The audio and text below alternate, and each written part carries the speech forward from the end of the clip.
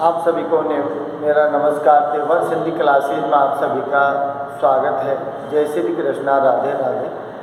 देखिए, आप और मेरे बीच में आपके सिलेबस से संबंधित बात हो रही थी, तो हिंदी कंपलसरी का जो सिलेबस था सेकंड सेमेस्टर का वो भी मैंने डाल दिया है।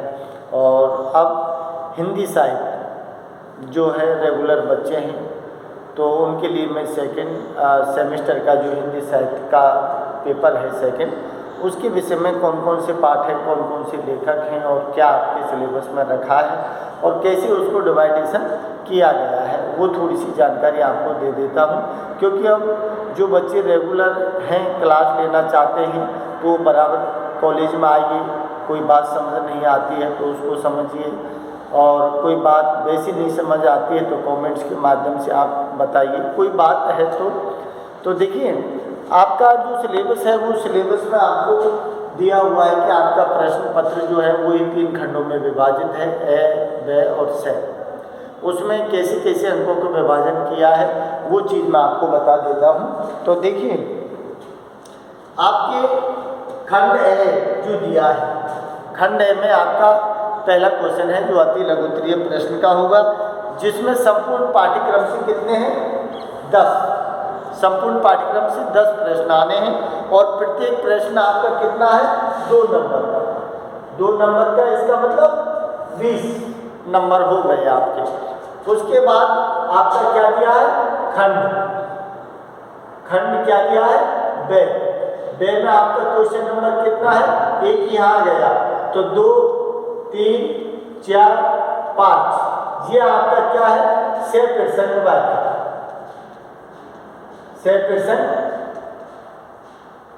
से प्रसंग वाक्य वाला क्वेश्चन है आपका।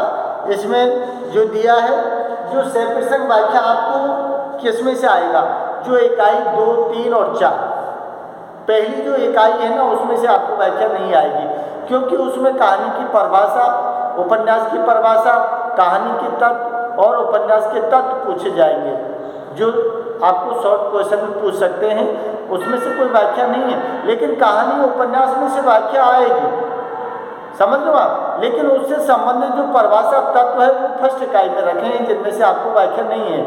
इसका मतलब है कि 2 3 और 4 इकाई में से आपको व्याख्या आनी है।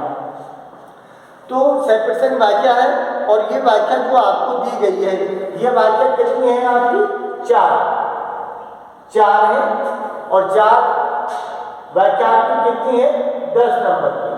10 नंबर का मतलब 40, 4 व्याख्या 40 नंबर की होगी। इसके बाद आपको खंड दिया है, खंड क्या है से, और से में क्वेश्चन नंबर कितना है 6 7 8 और 9। इसमें से आपको क्या आने हैं, निबंधात्मक प्रश्न आने हैं, निबंधात्मक प्रश्न आने हैं। और एक प्रश्न कितना होगा आपका, प्रश्न कितने हो गए आपके 4, तो ये कितने हैं 4 बराबर 15, इसका मतलब 7। तो 40 और 20 60 और 7, टोटल आपका कितना हो गया 120 नंबर का पेपर। अभी फर्स्ट सेमेस्टर आपका आया 120 का था, सेकंड सेमेस्टर भी 120 का होगा, और 30 नंबर का आपका अंतिम मूल्यांकन है। अब देखिए, इकाई जो दी गई है, इकाई 1 में क्या चीज दी गई है, इकाई 1 में दिया है कहानी की परिभाषा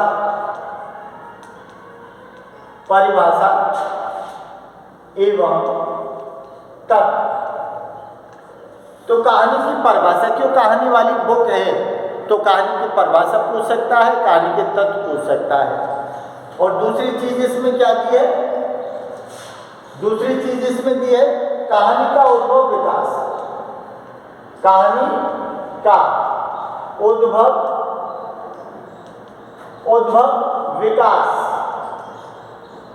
विकास के चरण।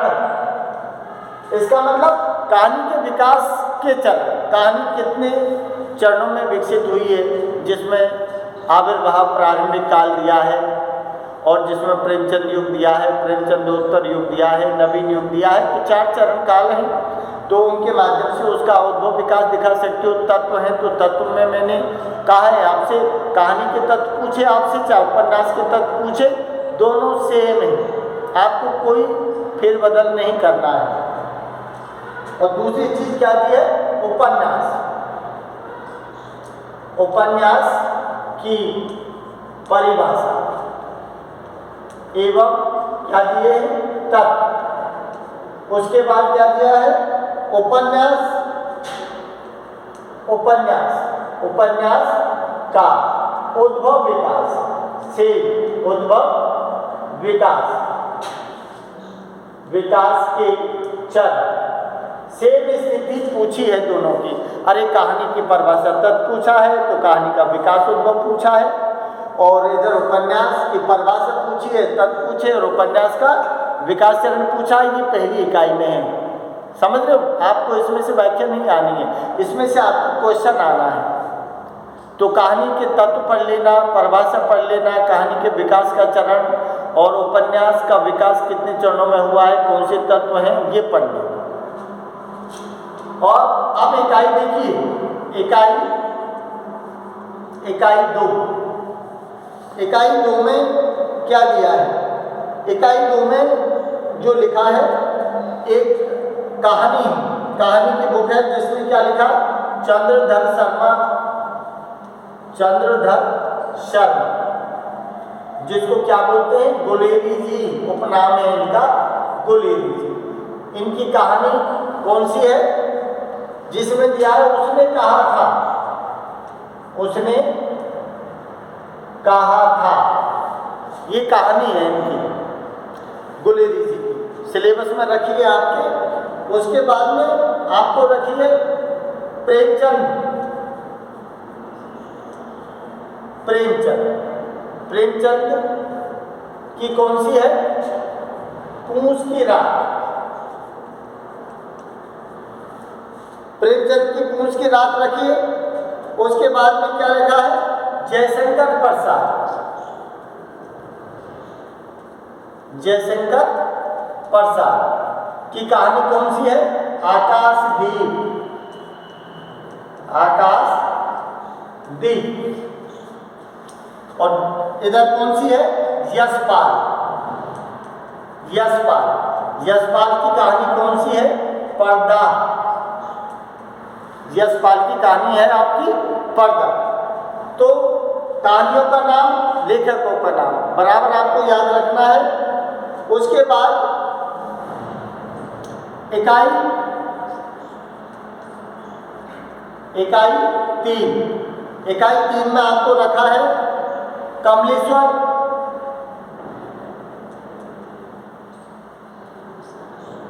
कमलेश्वर, कमलेश्वर की कहानी है राजा निर्वंशिया, राजा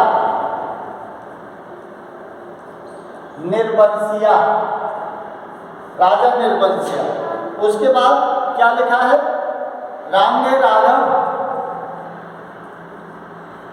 रांगे राघव, रांगे राघव की है गदर कहानी। और उसके बाद कृष्णा सोबती, कृष्णा सोबती, कृष्णा सोबती है, कृष्णा सोबती, जिसने कौन सी लिखी है? सिक्का बदल गए, सिक्का बदल गए। और एक लिखी है उदय प्रकाश,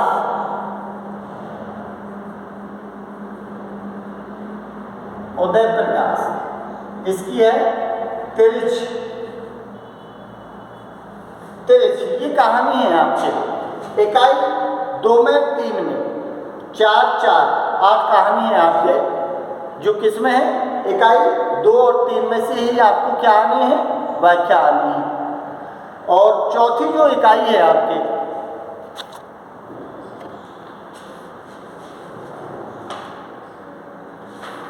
चौथी जो इकाई है, इकाई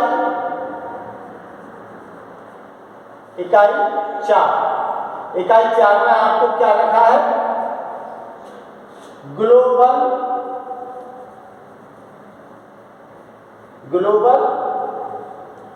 गांव के देवता, इसके लेखक कौन है? रणेंद्र।